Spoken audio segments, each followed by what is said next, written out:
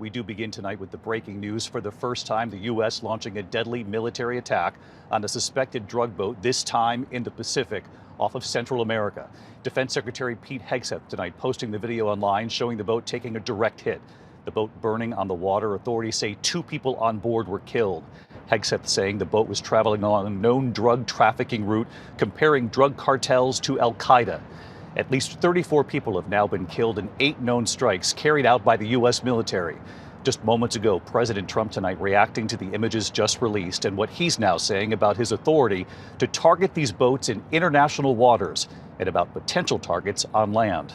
ABC's chief national correspondent Matt Gutman leading us off tonight.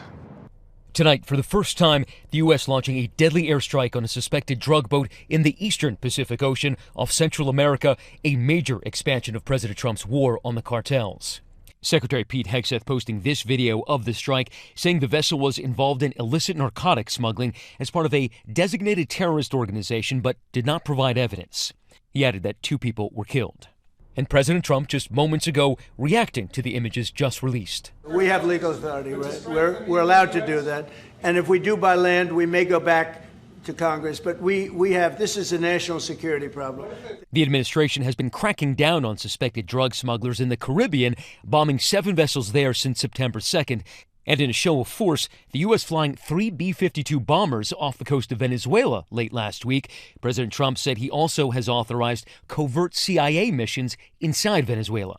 But this newest strike tonight, targeting the eastern Pacific, it's where roughly 70% of all the cocaine that enters the U.S. is smuggled, according to multiple government agencies. The U.S. Coast Guard has been battling drug smugglers there for more than a decade, chasing boats and arresting suspects, as we witnessed in 2019.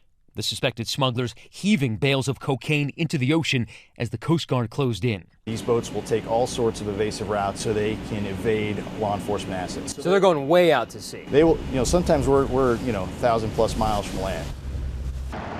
David, the tactic we're seeing now is vastly different from what we witnessed just a couple of years or even a few months ago. Back then, it was the U.S. Coast Guard that was targeting and then trying to apprehend suspected drug smugglers. Now it's other branches of the U.S. military targeting them with airstrikes from above, David.